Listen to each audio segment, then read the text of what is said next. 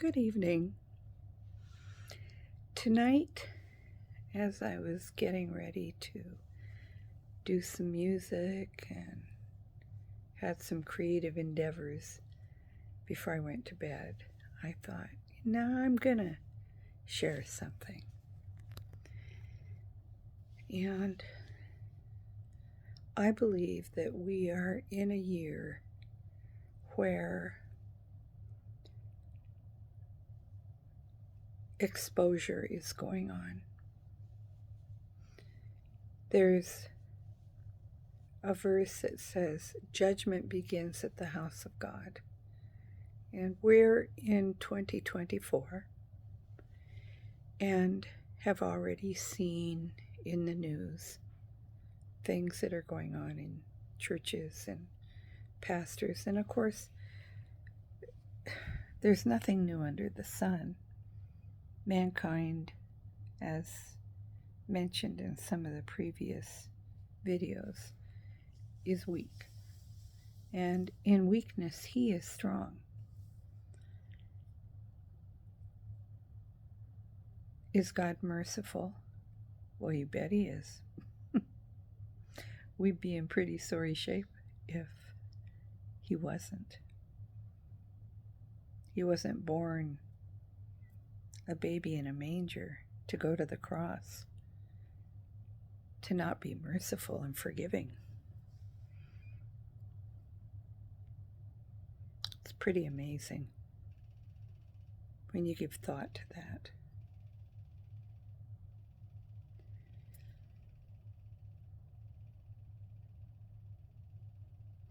Through all of this exposure, there is a purpose. One purpose, whether it's a politician or a pastor or somebody we respect and we feel let down when we find out about their behavior, it's a reminder that we cannot put people on pedestals. Even a parent, even a child, a spouse. Because, once again, we're imperfect, but we're being made perfect. And some people say, well, that's just for believers or Christians. Oh no, there was a time when all of us who may take that name were not doing what we should. And we were getting refined at that time. Because he works all things together for the good, for those that are called according to not my purpose or anybody else's, according to his purpose. So, even all the bad stuff. And there's a big question that goes on. People ask, well, what about wicked people and evil in the world and these terrible, heinous crimes that are committed? You know, the question of how could a good God allow that? Well, our good God is a God of freedom.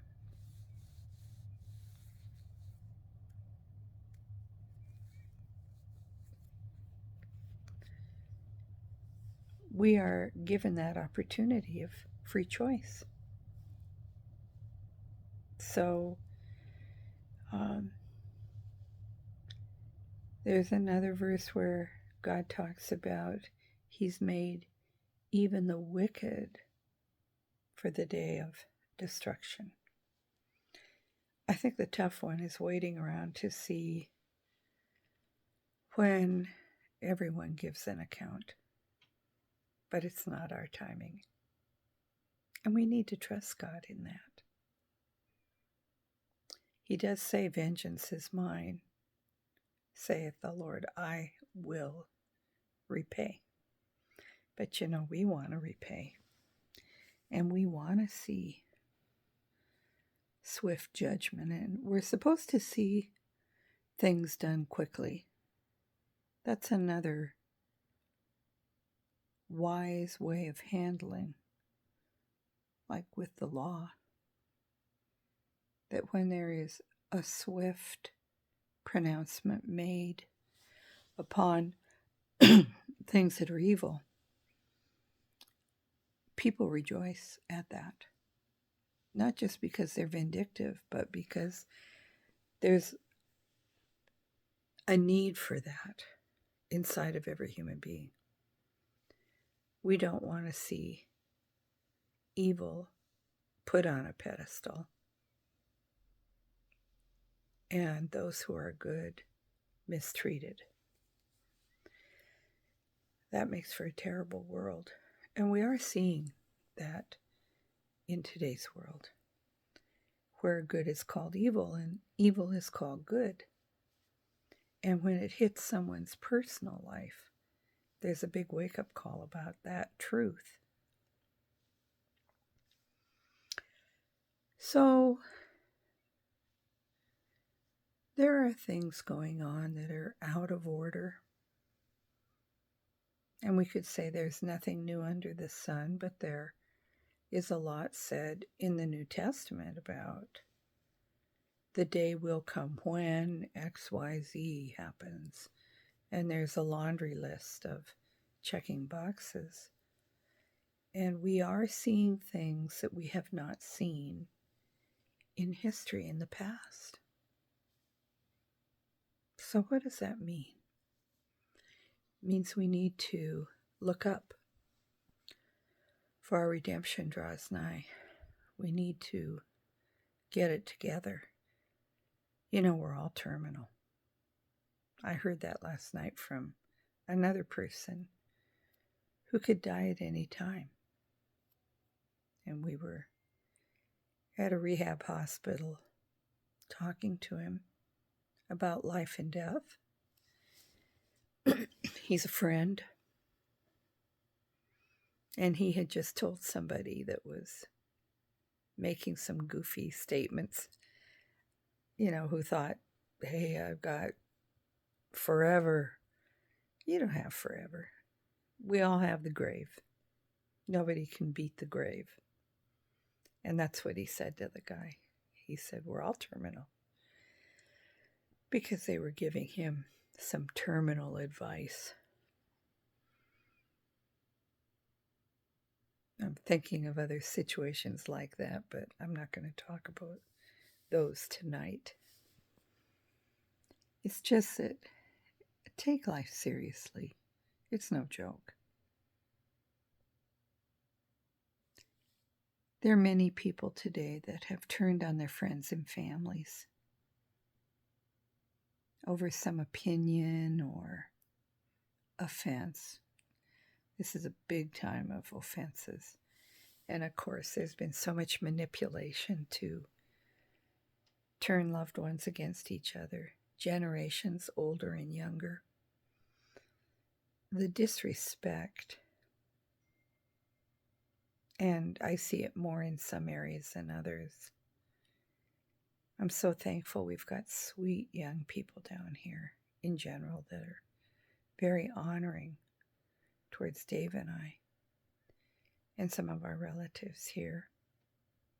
Very respectful. But that's not going on everywhere. There's some that have basically kicked parents to the curb, grandparents, friends, not just family members, people who've loved each other since they were little kids. And they're mad about Obama or Bush or LeBron or Trump or Carrie Lake. I'm thinking down here in Arizona. Who cares? You think they care? They don't even know who you are. Think about that. Destroying your family. And here's one I want to bring up before I close tonight. There's this new thing we never saw when we were young. It's one of the many purported woke ways of thinking today. Here it is. Oh, I'm creating my own family. And then a lot on alienation.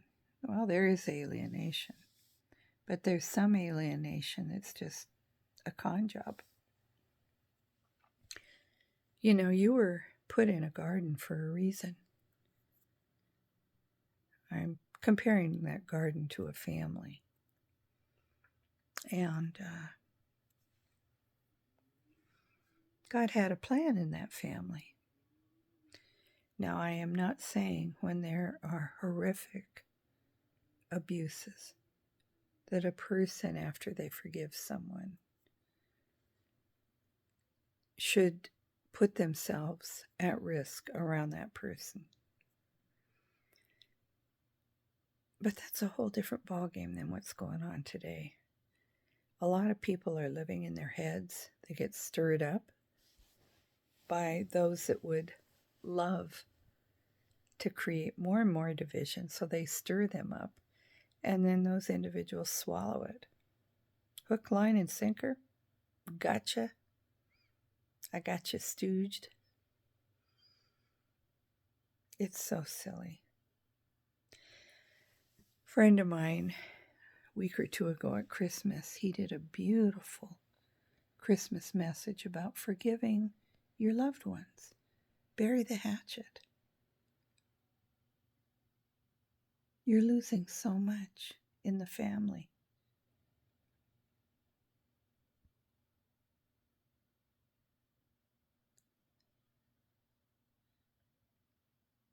In the end, most realize it, and then the time is gone and lost. The love is gone and lost. All the beauty that could have been. And there's a statement about unforgiveness and bitterness that once a person chooses to not reconcile, that they will defile many. That's what happens with gossip. But sometimes you don't even have to say anything. The spirit of a person is so stuck. Sometimes I call it carrying a dead carcass on your back through your whole life. That person is so stuck that they exude to their loved ones, even spouses, children, relatives, friendships, siblings, this attitude of hatred. And really, that's what it is. So when I heard my friend talk about forgiveness at Christmas, I thought, oh, such a beautiful message. So now we're in the new year. And that message really does apply. God is exposing even some of those people that have done terrible things. We have to pray for them, because some of them may turn around. We don't know who's going to turn around. God does. That hardened heart, arrogant, judgmental attitude is a big weight for a person to carry through their lives. It's not worth it. So, as we enter this year of 2024, we want a light heart. I want a light heart. I speak for myself. And why not? It's a wonderful thing.